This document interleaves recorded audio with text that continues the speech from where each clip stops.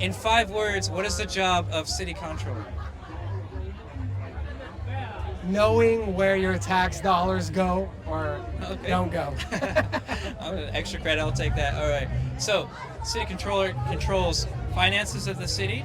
Correct. How big is the budget of LA and where does all that go? Yeah, so the city spends about $46 billion a year, and that includes like your DWP, like water power, the airports, police, housing, homelessness, about $46 billion a year. Gotcha. And what is your most proud accomplishment of being city controller since you were elected? My most proud accomplishment is we are in charge of investigating fraud, waste, and abuse. We found $23 million in one case related to a homeless service provider who wasn't providing the contractual obligations, the goods, and they got arrested in January, but that money is supposed to help the most vulnerable people.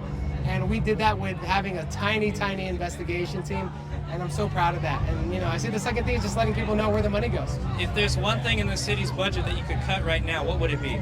I think there's a lot of spending that we do in the police that needs to be looked at. The city overpaid by like over $100 million to their pensions when they didn't need to. So that's like money that could have gone to things like your sidewalks, your streets, the animal shelters, the youth, wrecking parks, just things like that. So there's a lot of spending where we do things and it's very questionable.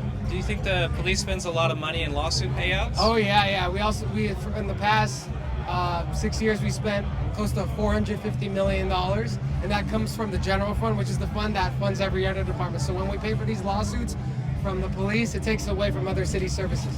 Is there any way that you could make it so that helicopters fly over us less often? Because I get a helicopter around midnight every night, and I would love for that to stop. We actually did an audit on LAPD helicopters, and we found out that over half of their usage is not even on high priority, and they're very expensive.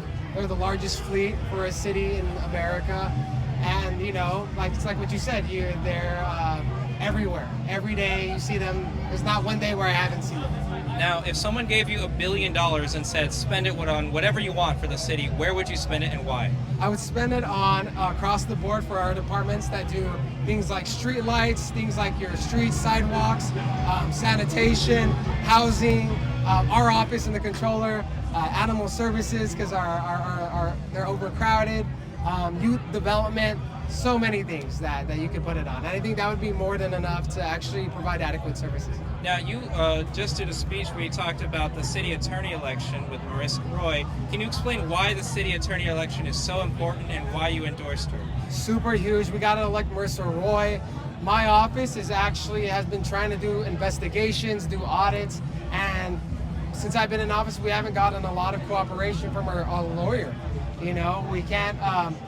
When we wanted to go after certain nonprofits, our lawyer didn't have our back, and that's why we needed a city attorney who's going to be the people's city attorney. And that's why we need Marissa Roy. And she's actually going to hold departments accountable for all of these lawsuits.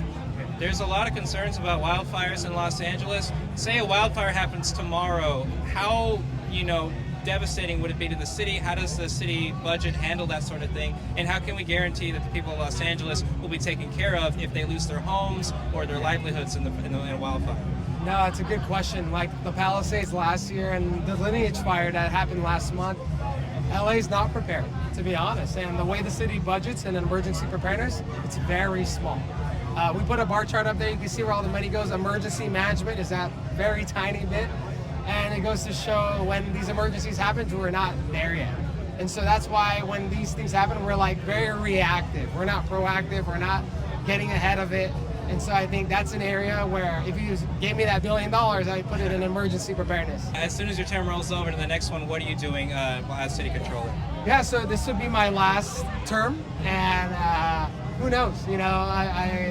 I want to stay as a numbers person. I'm not a political person. I don't see myself going for council or mayor. I just like letting people know where the numbers are, right? I believe that numbers don't lie, people do, and I think that's been my sole focus is getting the data out there. Awesome. So we'll see what happens after my last term. And last question, is there anyone that you want to shout out right now who's running for election? Sure. Shout out to Nithya Raman for Los Angeles mayor.